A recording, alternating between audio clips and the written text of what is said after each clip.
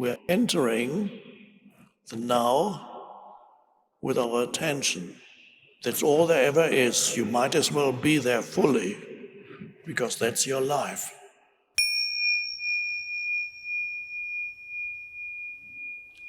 Don't fall into the trap that some spiritual seekers have fallen into, who are telling themselves, if I only had a life that's more undisturbed, that I could really practice being present and practice meditation, preferably in a lovely climate, so that I'm not disturbed by unfavorable weather.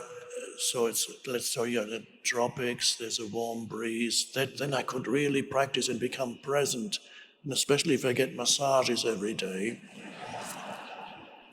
And the purest of foods, cooked for me or not cooked, better not cooked. Then I could really, but why doesn't life give me an opportunity to, well, if you have it, it's good to go on a retreat, is a wonderful thing. But to always look for some situation that's ideal for your spiritual practice, no. What works much better is to say, this moment is ideal for my spiritual practice. And my spiritual practice, whatever it is that I'm facing at this moment, what is the state of consciousness that I'm bringing to this moment, which ultimately is all that ever is. There is nothing else other than your experience of this moment. There never has been anything else. Isn't that weird? And there never will be anything else.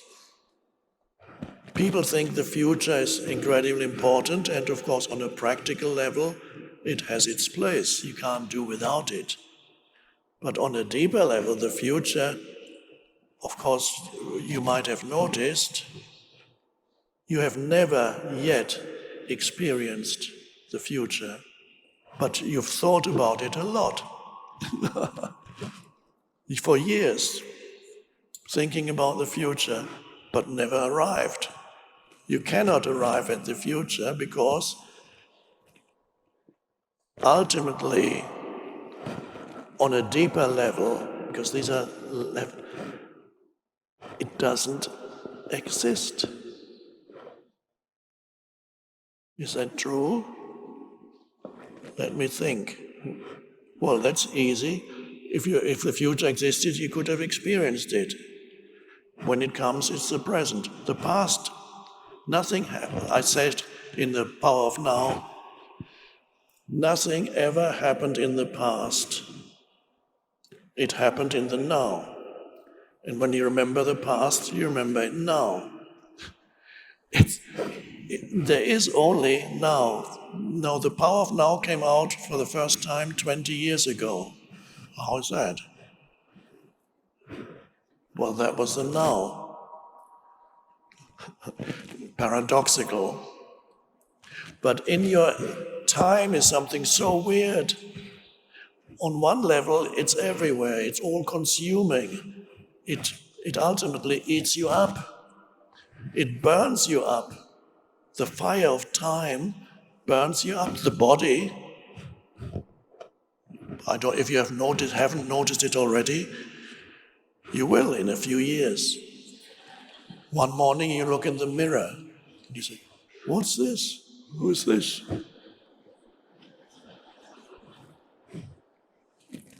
And then you remember the apple you left on a windowsill 3 weeks ago. That's what happened to the apple in 3 weeks, happens to you in 30 years.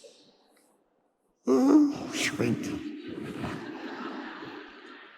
Time does that to you. Everything is consumed by time. Everything is consumed by time. Jesus calls it where moth and rust consume. Now he uses that as an analogy really for time. Rust Even the hardest of substances, metal, is ultimately consumed by rust. Moths, they eat up your clothes. But really, it means time is eating up everything in this material universe is being eaten up by time. So it's everywhere. Time is, you can't get away from it. And yet, you have never experienced time. You can only experience this moment, but you can think about time. So future exists as a thought in your head. The past exists as a thought in your head. So future and past are necessary in order to cope with life in this dimension, undoubtedly. We could not have met here without future, where it said at such and such a time, on such and such a day, Eckhart is going to talk here.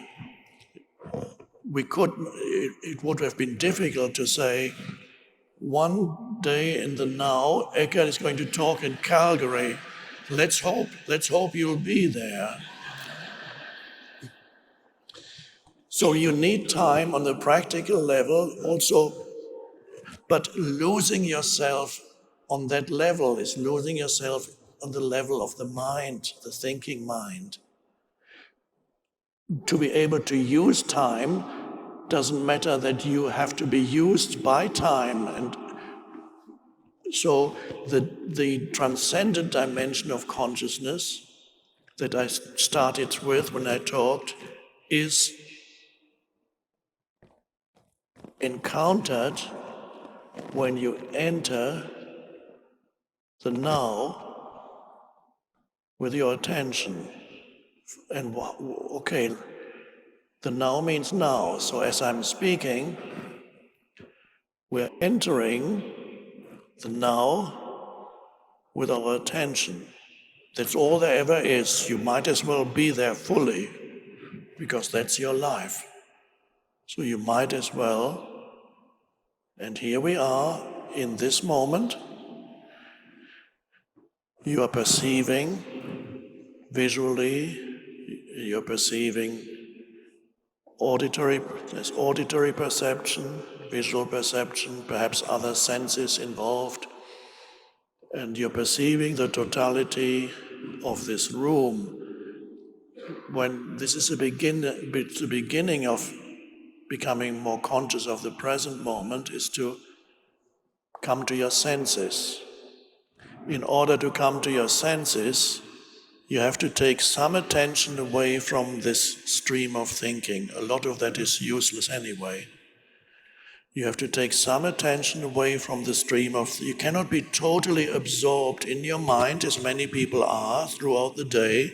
They go through their day like sleepwalking. They are so absorbed in their minds, which means they are not present, and they go through like... When you look at them, you can see they're not there.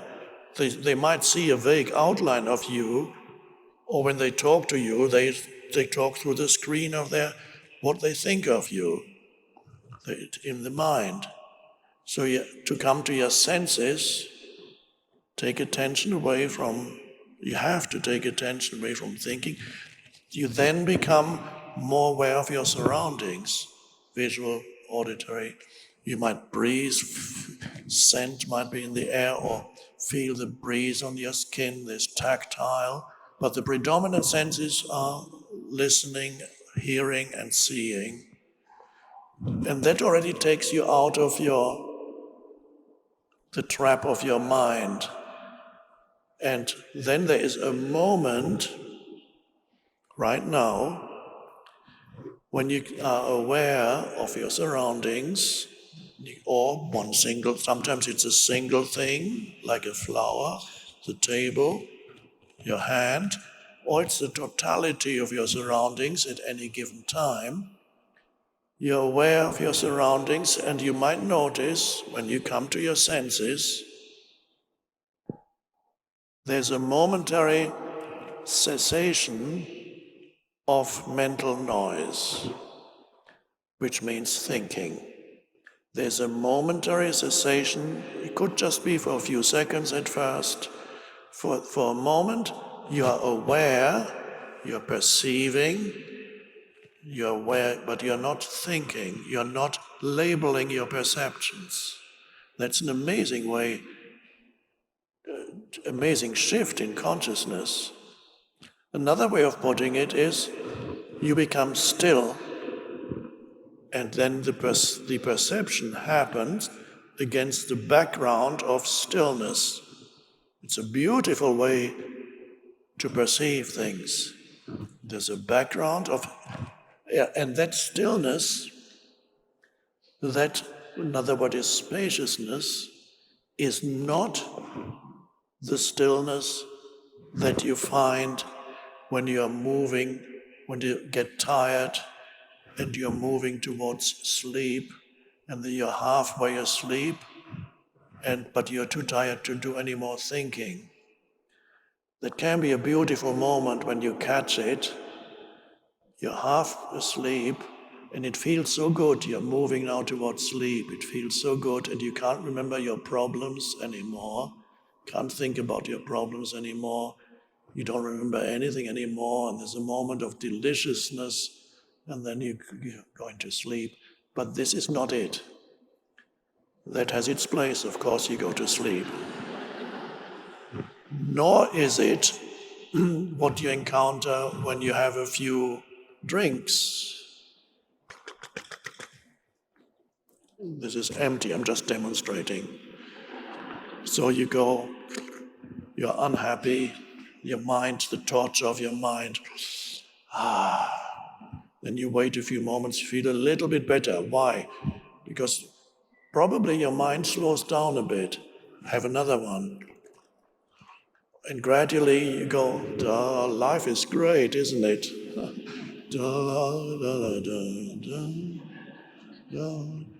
You're not thinking that much anymore. Isn't that great?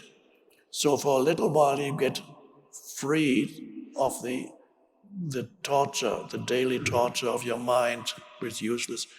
But then you're moving towards eventual collapse. That's another matter.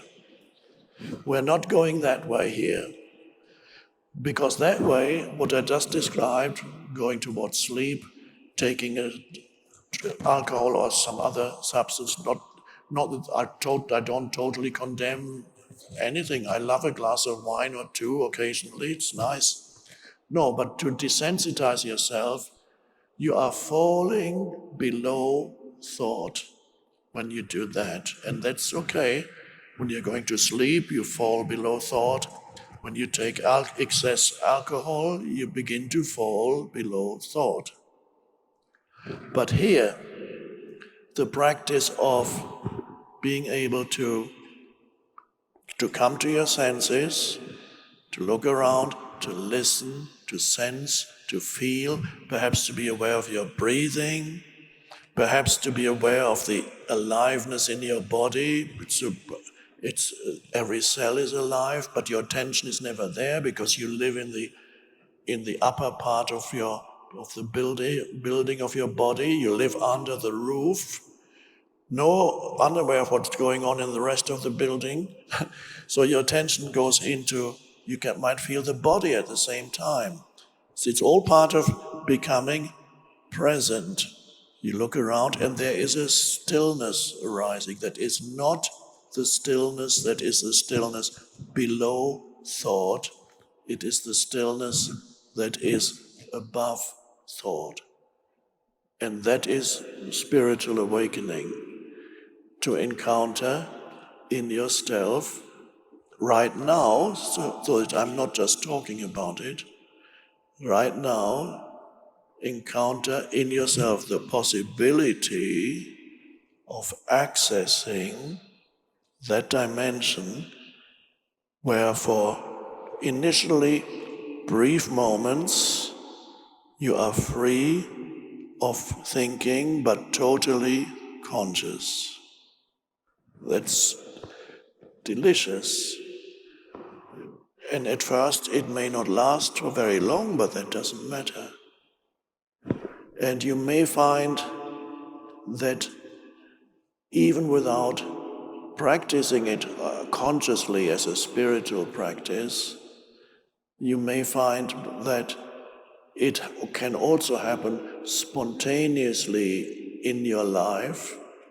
For example, during certain activities that require your total presence, because these activities have a certain element of danger to them, such as climbing up a rock wall or race driving, racing car, or surfing, probably skiing downhill.